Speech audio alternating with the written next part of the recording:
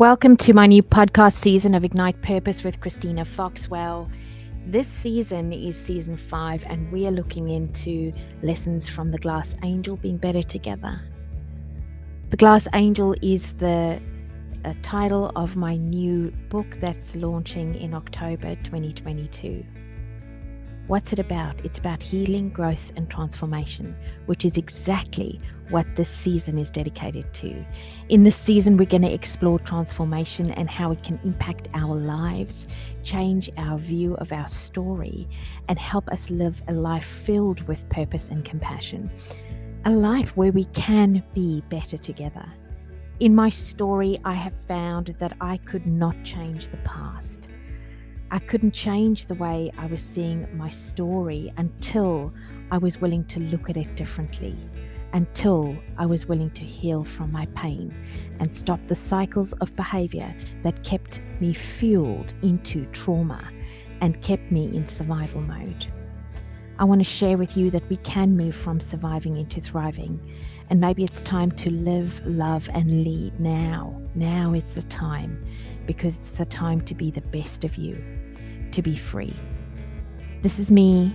Tune in. If you want to reach out, it's www.ignitepurpose.com.au. I can't wait to be in your world. Let's dive into today's episode, which is all about compassion. Welcome to Ignite Purpose with Christina. I am your host, Christina Foxwell, and in this season, we're going to look at lessons from the Glass Angel, being better together. This episode is called Unlocking Compassion. The purpose of this podcast is to support you out there with stories and tools to really lean into your healing and transformation, and to help you step from simply surviving in your world into thriving. And for me, thriving is where we are able to be in a peaceful place and use what we have toward living our best life. And only you can do it. In this week, we're going to explore how to unlock compassion. If you listen to our previous episode, I spoke about having compassion for self. And today, I really wanted to dive into compassion a little bit so that we can understand it, because it's an interesting term. And I do believe that if we can define things, we can give language to our thoughts and our emotions and really create more clarity in our world. So I'm going to share with you how I see compassion and really why we need it in our lives. Let's start with the definition. What is compassion? So compassion is a place of feeling really deeply with others, a place of holding space for someone when they're going through their difficult times. You know, what we call life's ups and downs. Compassion allows us to connect with others. See, when we connect, we can hear, see, and value them in that moment for who they are. And in compassion, we can actually heal relationships and move forward with wisdom and a sense of inner peace. Compassion is not just feeling with others, it also includes a desire to help others really be free from suffering. There is a real desire to be somebody who can support somebody else.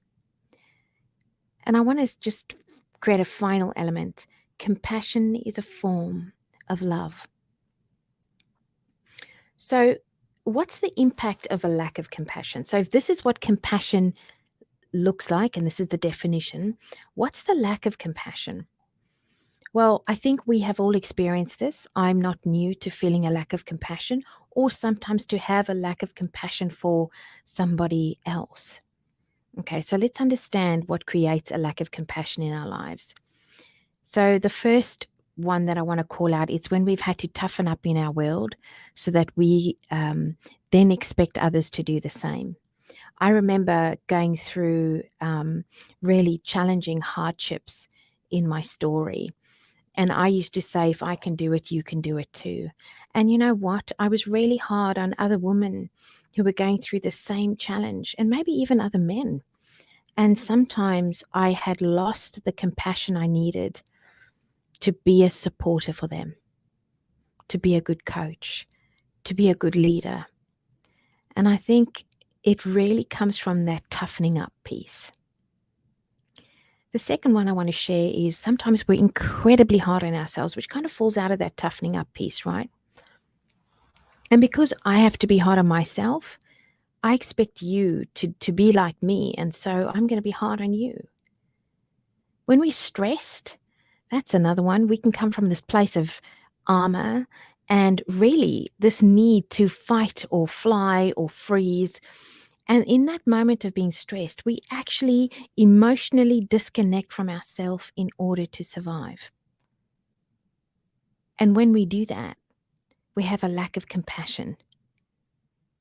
The next one that I want to share is burnout. I've been there. And I've really got to work on my fatigue so that it doesn't eat me alive. But when we're burnt out, we really just don't have the energy to work with somebody else's challenges. I will say this to you, though. I think we've got to reach a place where we recognize that supporting is very different from fixing.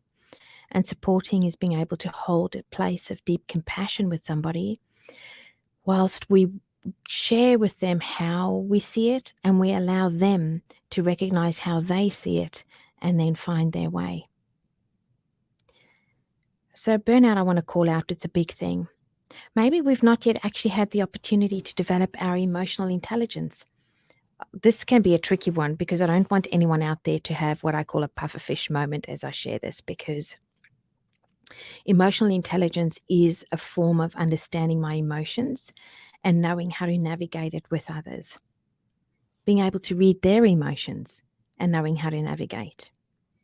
See, when we wrestle with our emotional intelligence, we have lower levels of empathy. And if our empathy level is low, it could actually look like being hard and judgmental on others. We struggle to lead ourselves and regulate our own emotions when we feel overwhelmed. We can ignore or pretend to be completely oblivious, or maybe we are, of the emotions of others because we're so numb. We get frustrated by our emotions in others and we just want them to get over it, get on with it and move on. And we actually can't admit that we've got part accountability in the things in our lives that we've got to own. See, when we've got these challenges, we won't be able to develop our emotional intelligence, and that is key. But I want to come from a place of compassion here, because that's what we're talking about today. See, empathy fits within compassion. But compassion is so much broader than just empathy. So I'm just going to call it out. If we have a lack of compassion for ourselves because we're simply surviving in our world, and we've sat in judgment on our own life, punished ourselves for the decisions we've taken, for our stories, for what's happened to us, we're really less likely to want to connect deeply with others and show them great compassion. I have a term that I'm just going to call out. Our compassion tank is empty. Our compassion tank is empty. So the question poses, if our compassion tank is empty, how's this actually impacting our world? I'm going to walk you through a few things because, of course, this is the world I live in every day. And it's the challenges I get to experience with others as they're navigating how to be better together. And the first one is we won't be able to accept things because acceptance in our mind is giving up on our perspective of being right. So for me, when we look at compassion, compassion allows us acceptance. But that fear of being wrong and being judged will hold us away from acceptance. The second one is, if we have a lack of compassion, we'll end up having to need to prove our worth and our own measure because this tank we have is empty, right? And it feels hollow inside. And so we walk around trying to find ways to fill up the tank. But the love tank and the compassion tank can't be filled by anybody else. We really struggle in our relationships with each other.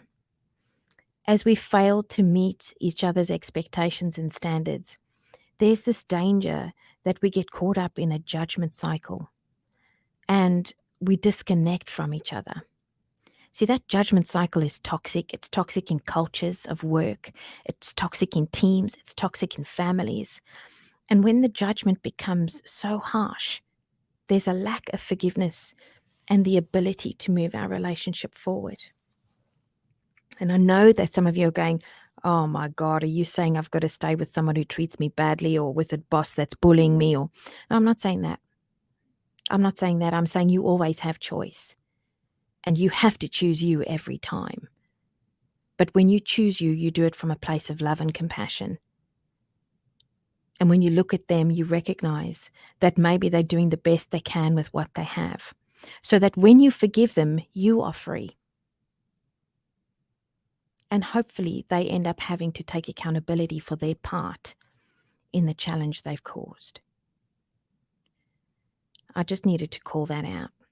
How about we struggle in work partnerships because we expect our peers, and I see this often because this is the work I do in alignment, we see them for their failure, okay?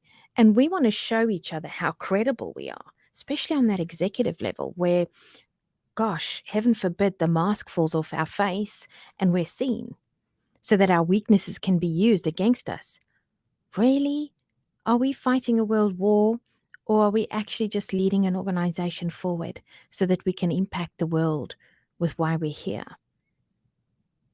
I think we forget that everyone is human and that in our humanness, we're actually learning together. The next one I want to call out is we struggle to sit in discomfort with others. I'll use an example. Somebody comes in and they share with you a story that's really hard to hear. Really hard to hear.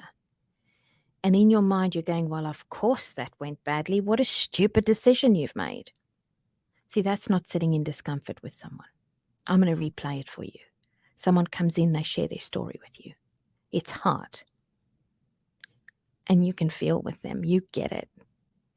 You might not have had that hardship, but my goodness, you've had hardship in your life. And as you're sitting with them, maybe a tear rolls down your cheeks too. Because you're listening and you're deeply connecting. See, discomfort isn't weakness, yet for a lot of us, we see discomfort as weakness. And in that moment, instead of sitting in that space feeling deeply, we want to control it.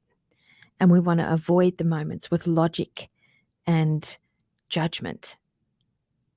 That will always separate us. And actually, in our humanity, we were made to be together. And we would like others to sit with us in discomfort, but maybe because we are so uncomfortable with discomfort, we refuse to go there. We refuse to actually walk into our story because of what we have done to ourselves and said to ourselves about who we are and our story. I have to talk about discomfort because people that are in discomfort together, that can hold space and release it, are able to be better connected, more empathetic, more honest, more open, free. And then the last one is, mostly we don't know how to show ourselves the compassion needed to simply be who we are without our armor, embracing our imperfection and just be beautifully human. Beautifully human. And in part of being beautifully human, we own what we can that we need to. We recognize when we were in a fearful state, or maybe when we've crashed into somebody else, and we forgive ourselves. And then we choose to have the compassion and love for ourselves first. So in summary, if we really don't have compassion, how can we create a world that is not plagued by separation, loneliness, and continuous cycles of trauma and fear? See, I want to call this out. We want our cultures to change in organizations, but we're trying to change it with taglines and sugar hits and But maybe that's not what will evolve our organizations. What organizations need is to be better together, to reduce the loneliness and to create community, to reduce the fear of failure and to encourage innovation and change. I believe we create a world where we can be better together. But as soon as there's that empty tank in compassion and fear fills that void, we will always be separated by what we are not. I want to call this out. As a human race, we're called to be together. It's time. And it's so hard because we're separated by color, by language, by culture, by religion, by gender. I'm just going to keep going, right? By education. See, all of those things seem to form a quantification of who we need to be. And yes, we need connection in community. Yet we also need the ability to be open, to connect, and to engage with love. I am going to say this. In order to move into that space, it's up to each one of us. Often when I work with leadership teams and executive teams and cultures, I really stress the importance of people growing who they are and having a deep relationship with themselves first. And I can tell you this, it is very uncomfortable because leaders and organizations are not keen to explore this part. So therefore they get trapped in the continuous cycle of trying to create a culture that's not actually based on deep connection, empathy, and working together. And in how many people's values at the moment do we see this better together value? Well, what does that actually look like? It starts with being better inside each one of us first. And if you're listening to this and you're a leader, it's good to walk the talk. Start with you first. So as an alchemy practice, I love talking about alchemy practices. It's the magical transformation of something that doesn't seem precious into something very precious. You are very precious. And therefore, we've got to go through alchemy practices. And this practice that I'm going to give you is without doubt critical. It's the ability to develop and foster a peaceful mind, an open heart with love and compassion for self, and most importantly, the realization that we're simply human beings together. So how can we work on this compassion quotient? How do you fill up your tank? Okay, let's start with that first one. Let's go with a quiet mind. I was on a flight between Sydney and Melbourne, or Melbourne and Sydney, and I was listening to Deepak Chopra and Oprah Winfrey. Oprah Winfrey having a conversation. I just second guessed myself there. Having a conversation about a peaceful mind, a peaceful mind. And I was running a practice. The practice was growing, lots of clients, really busy. And I was thinking, my mind's not peaceful. I'm everywhere. And in it, Deepak Chopra spoke about the different levels of our consciousness and how we can really get peaceful. And it was my first exploration into, and now I've created these bracelets, which I call mindfulness bracelets, besides it being a nice fashion accessory. But I use them in every session I run with my clients. Why? Because I want to remind them that a peaceful mind allows us to be more generous, more open, more wise. And then I came across positive intelligence with Shazad Shamin, and I'm now a facilitator of the work and a coach. And it's really taken that work to the next level. So I would like you to get peaceful with me. Let's do this together. I would like you to take a few deep breaths in and out. Why don't we do this together? Come on. A deep breath in and out.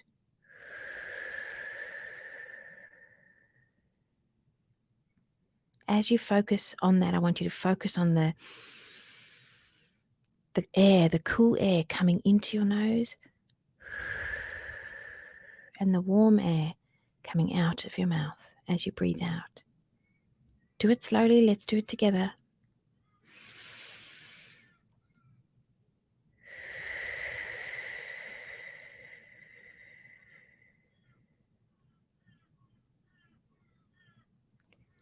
All right. Now what I want you to do, it's the second activity, is to gently rub your hands together.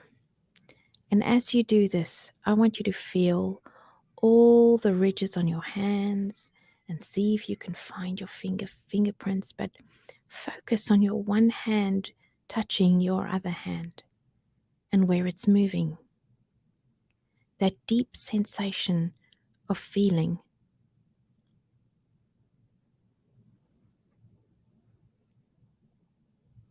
If your mind wanders off, just bring it back. Focus on your hands. Focus on feeling.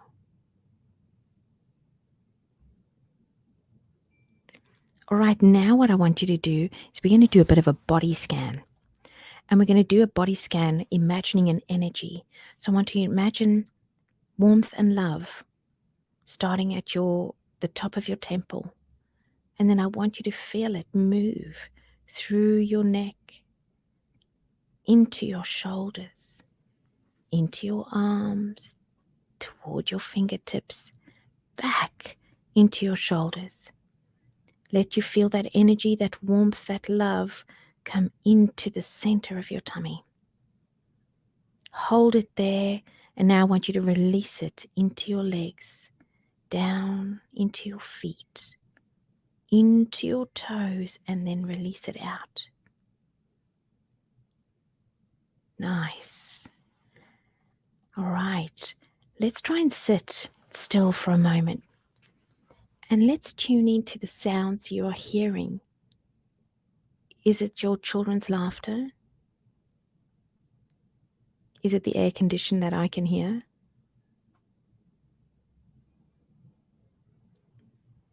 Is it the car driving past your window?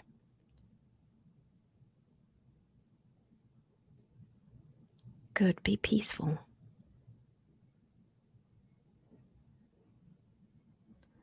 Okay, how about we do this? I want you to recognize that you're going to accept this moment right now for what it is. You're safe in this moment. You can't change yesterday, and you are not yet in tomorrow. So in this moment, you are right here, right now. Why not accept it for what it is? Why don't you release any fear or anxiety that you have around this moment?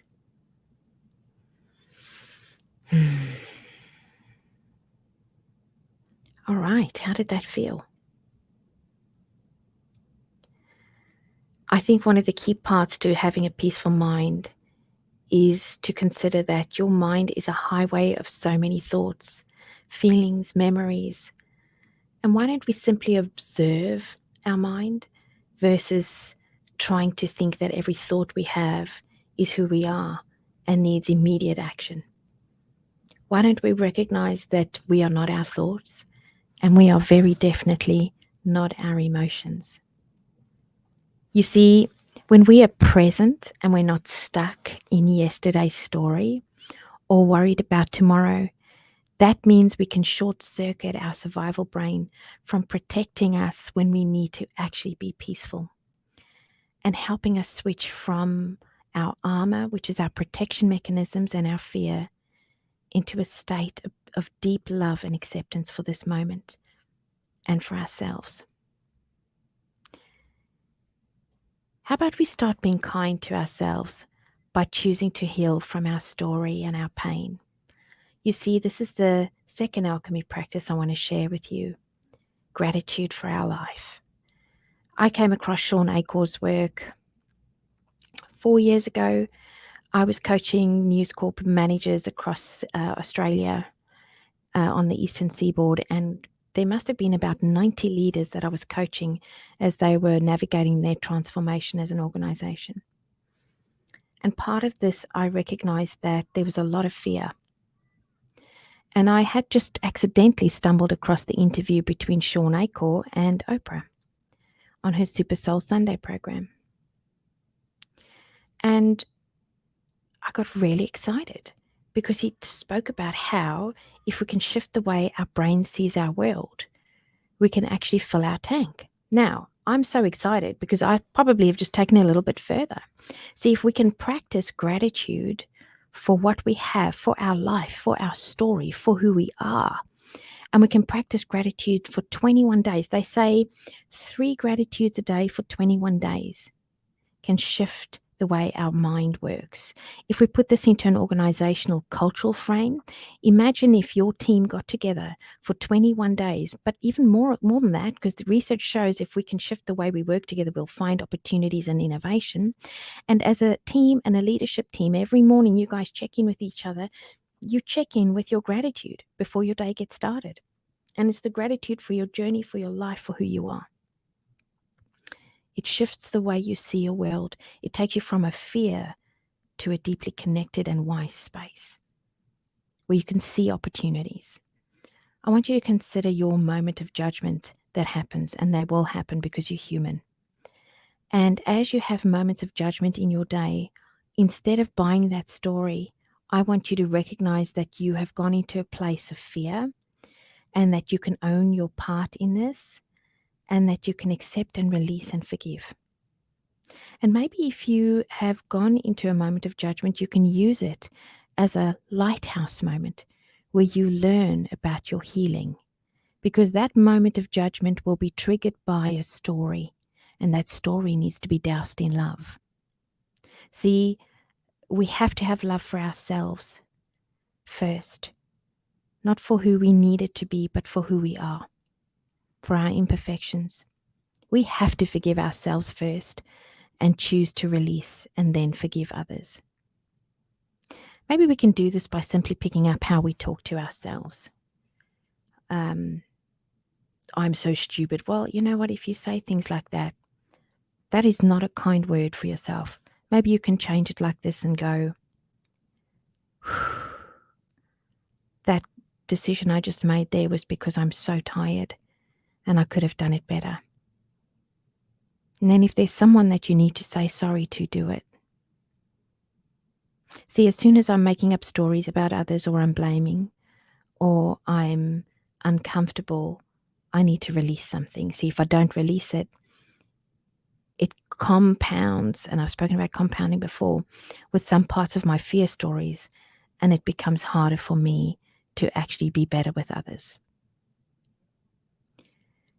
I'm almost at a close today. I don't know how far we've gone, but I'm really excited because I really hope I've shared with you today how we can be better together. We've got a few minutes left and then we're on our half-hour mark.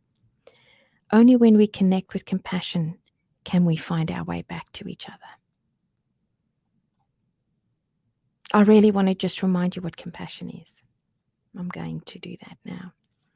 Compassion is a place of feeling deeply with others, a place of holding space for someone when they're going through the worst times in their lives, their ups and downs. And maybe that someone is ourself first. Connection and compassion are deeply intertwined, and it's a place where we can hear, see, and value myself and others. In compassion, I can heal with my relationships, with myself and with others, and move forward with wisdom and sincere inner peace. Compassion is not just feeling with others, it's also that desire to help others be free from their suffering, and I call this an alchemy angel. See, once we've gone through our healing and transformation, we're called to do the same for others by sharing our story of hope and love. And finally, compassion is love. It is love. So what's next? Well, my challenge to you is to find a good coach. You can reach out to me if you want to have a chat. Choose you and start by loving you. Why not start a journal for you that says, remember who you are? I am are powerful creation words based on wisdom. I am generous, I am kind, I am healed, I am peaceful. Remember, the greatest gift we've been given as human beings is the gift of choice. And finally, in my journey, I have found that as my love tank for me has increased. My ability to have greater compassion and love for others has increased. I have found I can sit in such deep compassion and discomfort and listen with love and share my perspective with courage. I've also been able to give what I can to support others, of course, when they want it, and not because I wanted to please them. And finally, I've made sure I stay in the supporter lane always. It's a place of nurturing and love for me first. I'm so excited you've joined me for today's session. I have captured my story in my new book called The Glass Angel, A Guide to Transformation, Growth, and Freedom. And it is available on Amazon. If you're in another country, in the US and Canada, Barnes & Noble and Amazon.